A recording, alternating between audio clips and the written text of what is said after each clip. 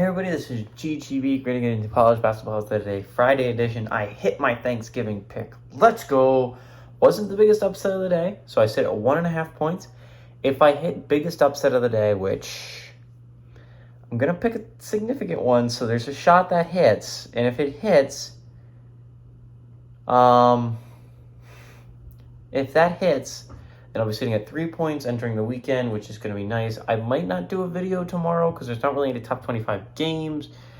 And I have people coming into town. It all depends on how I do here today. I think it's going to be interesting. But we had 3 upsets hit yesterday. I feel like we should talk about them. Number one, the most interesting one is right up, not the most interesting one, but an interesting one is right in the Battle for Atlantis tournament, right? There were 2 top 25 teams playing yesterday.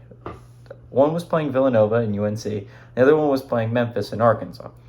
I'd assume I would be talking about that game today with one of the top 20, at least one of the top 25 teams making there. Both of them were upset. Nova beats number 14 UNC as 2.5-point dogs, and Memphis beats Arkansas as 1.5-point dogs. Now, these aren't huge upsets, but they are interesting.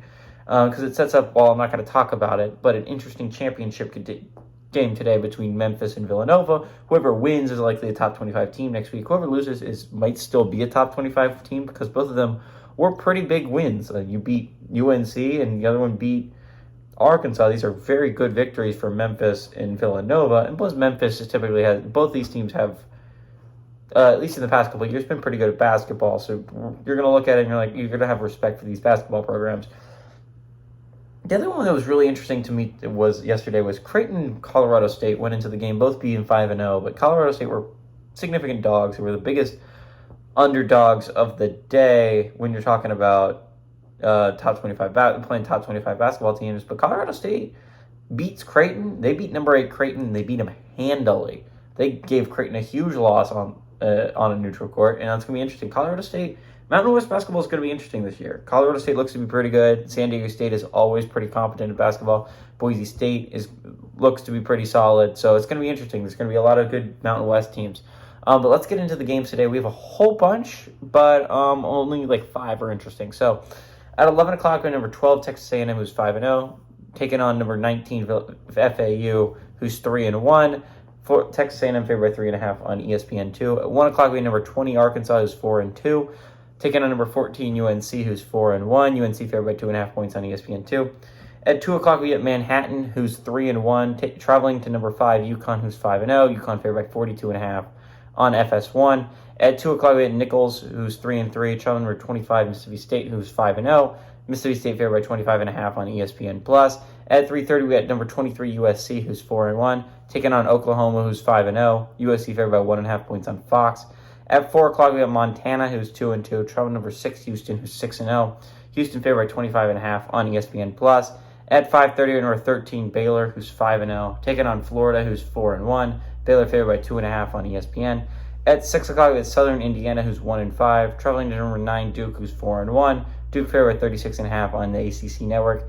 At 7 o'clock, we have Marshall, who's 2-3. Traveling number 16, Kentucky, who's 4-1. Kentucky favored by 17.5 on the SEC network. And at 7 o'clock, number 17, Alabama, who's 4-0, taking on Ohio State on a neutral court. Alabama favored by 7.5 on CBS Sports Network. Okay, so I obviously think there's a lot of games that aren't really worth all that talking about because they're going to win pretty handily. Manhattan, UConn, Nichols, Mississippi State, Montana, Houston, Southern Indiana, Duke, and Marshall, Kentucky are not going to be close basketball games.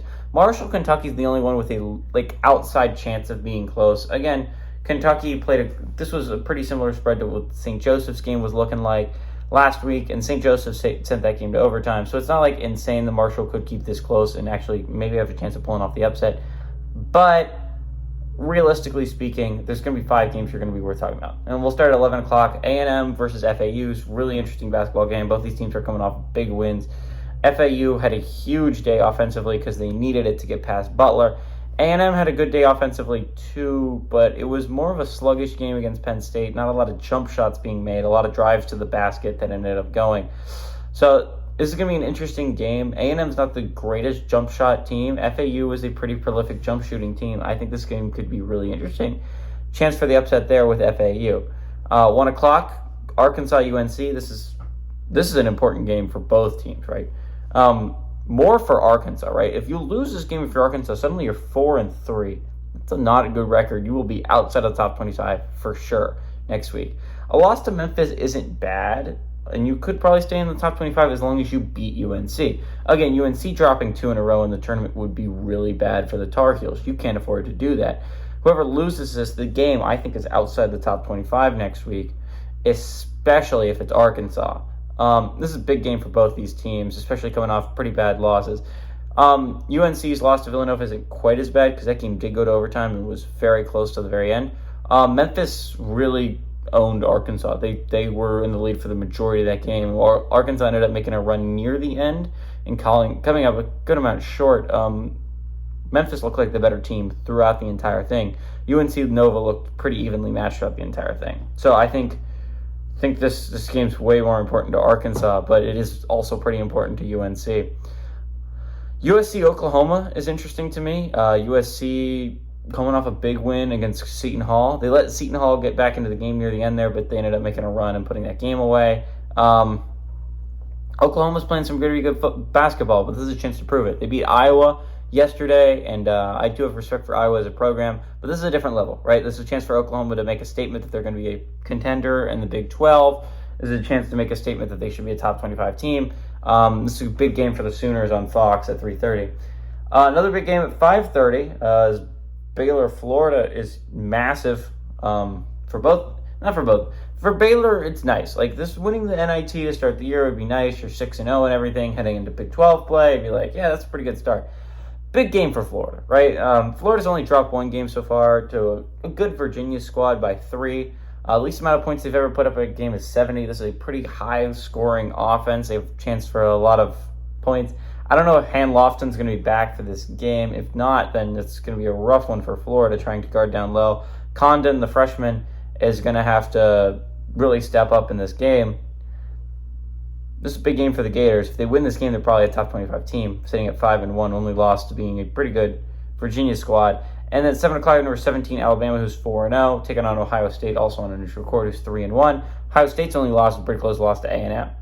So Bama's favored by 7.5 points on CBS Sports Network. These are the basketball games I think worth watching today. Obviously, football is going to be a huge, it's going to be probably more interesting than basketball today, because normally end of the college football season is going to be pretty interesting compared to the start of the college basketball season.